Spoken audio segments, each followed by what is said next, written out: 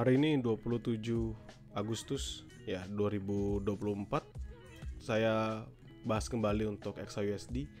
Seperti biasa teman-teman, kita selalu buka Saxo daily ya, karena kita harus tahu dulu pandangan secara daily bagaimana. Teman-teman di sini memperhatikan ya hal yang cukup menarik dari daily. Apa tuh yang menarik dari daily? Bahwa penurunan yang terjadi di hari kemarin, ini kan hari Senin ya, dan ini hari Selasa. Teman-teman perhatikan, dari di 2518 dia drop kenceng turun sampai ke 2505 nih paling bawahnya. Dia itu breakout sudah banyak key level yang kita pantau dari kemarin ya. This level, and this level. Ini ada di 2508, 2510, 2512. Dia breakout all of them ya di daily-nya. Artinya apa ya? Artinya ini adalah penurunan yang bagus untuk dia bisa melanjutkan lagi potensial dia dropnya. Kenapa ya? Karena memang butuh ya teman-teman. Kalian bisa ngeliat di sini bullish momentum dan di sini dia tertahan sideways. Jadi kita butuh adanya retracement terlebih dahulu. Untuk apa ya? Sebagai penyeimbang lah kalau saya bilang. Sebagai penyeimbangnya saja. Now kita balik ke Oanda karena kita trade-nya di Oanda, teman-teman sekalian. Kita masuk di H4. Ya, teman-teman akan ngelihat di H4 ini beberapa level yang saya akan pantau dan saya akan hapus dulu ya tulisan-tulisan yang mengganggu ini biar teman-teman nggak pusing ya, biar teman-teman sekalian di sini tidak pusing. Nah, di sini kalian bisa ngeliat ini, saya kalau salah matikan. Nah, teman-teman bisa ngeliat terjadi penurunan yang lumayan signifikan, lalu dia breakout. Teman-teman bisa ngeliat di sini ada neckline ya. Di sini up, di sini ketahan sekali, 2 kali, 3 kali, 4 kali dia langsung bullish. Di sini drop, ngambil dikit, baru di sini dia berhasil untuk breakout. Dan kita harus nunggu sampai dia clearance ya, atau closing. Closingnya kapan? Nanti teman-teman, di jam 12. Makanya saya bilang tadi di jam 12 bakal ada perubahan yang signifikan nih. Kalau seandainya dia bisa untuk keep going down. Ya, keep going down. Kenapa? Karena dia sudah habisin dari breakaway gapnya. Now kita tunjukin biar teman-teman nggak pusing. Ini ada di area berapa aja sih? Sebenarnya sudah saya bahas kemarin ya. Ada di 2510, 2508, which is area kalau misalnya teman-teman buka trade plan OT-nya saya, itu merupakan area buy scalping yang saya nggak abuse dulu di pagi hari ini. Kenapa? Karena area trade plan OT itu hanya berlaku sampai pagi aja dan harus dianalisis ulang, which is ya sekarang yang saya lakukan ini. Saya menganalisis ulang.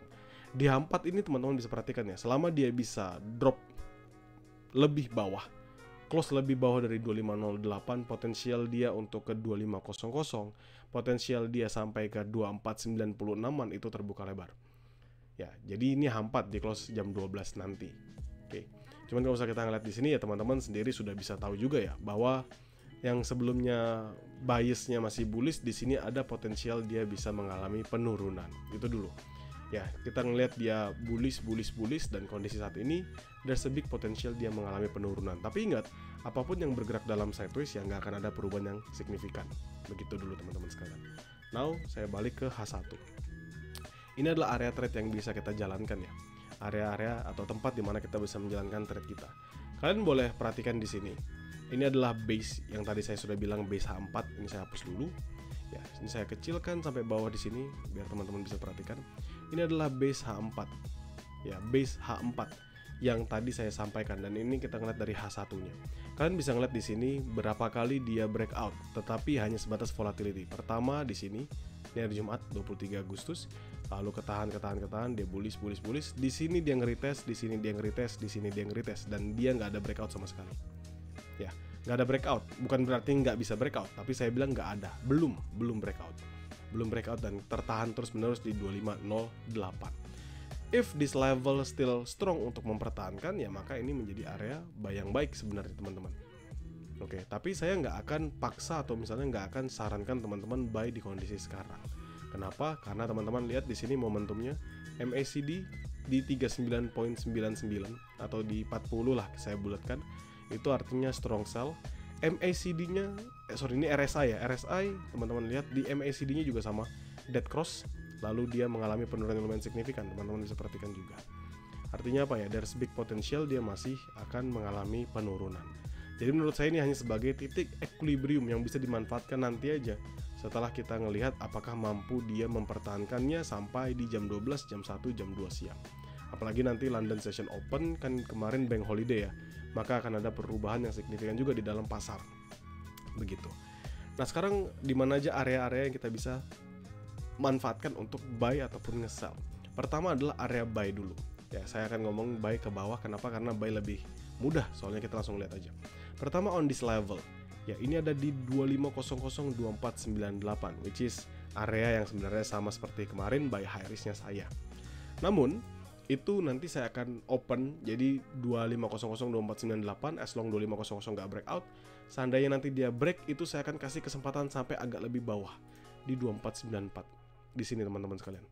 2494 sampai ke 2493. Jadi startnya dari 2495, 2493 atau mungkin 2496, 2494. Jadi akan re-entry buy lagi. Jadi 2 kali buy berturut-turut seandainya diberikan kesempatan. Yang pasti adalah si 2500-nya dulu ya teman-teman ya. 2500, 2501 itu totally the same lah. Tapi 2500 sampai ke 2498 which is area buy hari saya. Saya patok dia punya dari pembentukan breakaway gap-nya. Jadi di sini ada pembentukan gap yang besar.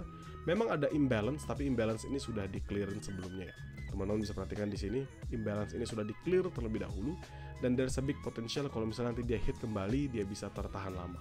Kalau teman-teman lihat kok bisa sih King, ini dia nahan juga lama di base di sini.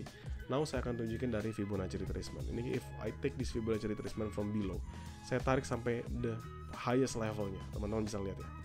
Itu ada 618-nya di 2507. Wajar kalau misalnya akan ada pembentukan retracement di sini. Jadi wajar ketahan ya. Itu yang tadi saya bilang, bisa nggak nge-buy di area ini? Jawabannya bisa teman-teman, bisa banget. Masalahnya apa? Masalahnya saya nggak akan mengambil risiko. Karena menurut saya cukup riskan untuk ngambil dalam kondisi dia market nggak kemana-mana. Gitu ya, dalam kondisi market lagi nggak kemana-mana. Sekarang buy sudah dapat 2500-2498, baru nanti maju di 2494-an atau 2495-an, nanti saya infokan. Lalu di mana lagi buy medium risk-nya? Medium risk nggak akan pernah berubah teman-teman, still the same. Ya, medium risk saya itu selalu sama di 2452, 2450-an, masih sama.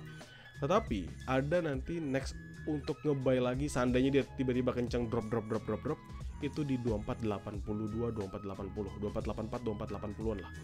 Jadi teman-teman bisa marking aja all the prices. Di mark dulu aja. Nih saya taruh di sini 1.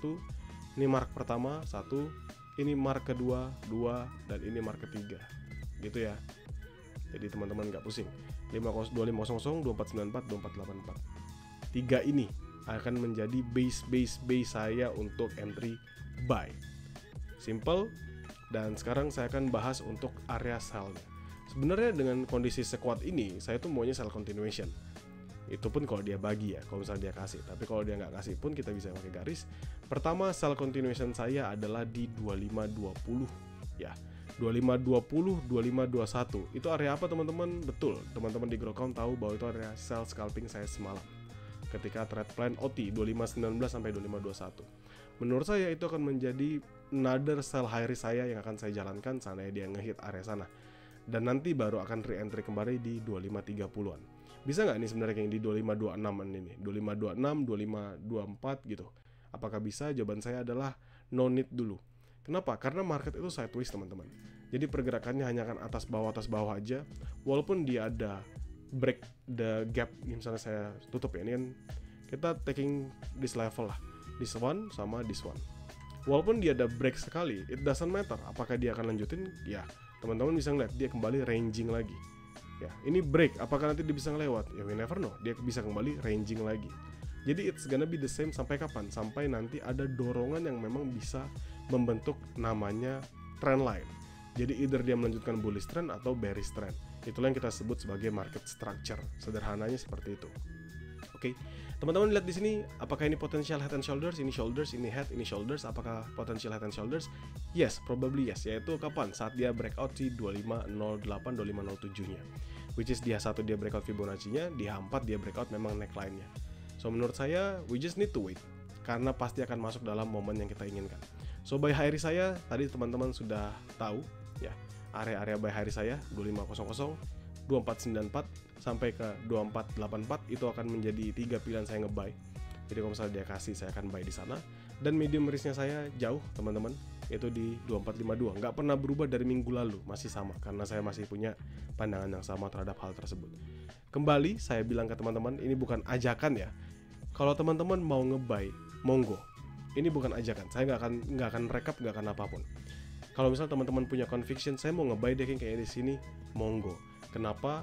Karena selama ini nggak di break teman-teman, selama di level ini nggak di breakout 2508, 2507 nggak di breakout dengan candlestick momentum seperti ini, semisal seperti ini ya, seperti candlestick panjang ini, teman-teman lihat, maka ini area sudah menjadi bottom di momen sekarang, sudah menjadi bottom. Paling volatile aja seperti ini teman-teman lihat, dia drop volatile tapi dia masih still strong ya. Cuman ini bukan ajakan apapun, teman-teman bisa pilih untuk buy maupun teman-teman bisa menunggu saja, silakan. Yang penting kalau misalnya teman-teman ternyata punya conviction, sebenarnya saya punya keyakinan sih King bisa nge-buy di sini, monggo, saya nggak masalah. Karena memang kalau saya disuruh entry atau apapun, misal saya dikasih kesempatan 5 menit dari sekarang kamu harus entry, jawaban saya adalah entry buy. Tapi kalau misalnya saya dikasih kesempatan 1 harian full untuk entry, saya akan bersabar, santai dulu. Kenapa? Karena nanti di jam 12 akan ada ya cukup shaky lah. Karena satu, rilis berita BOJ Core CPI, lalu Jerman GDP. Apalagi kemarin kan teman-teman tahu ya, kalau misalnya ada bank holiday, saya tunjukkan aja.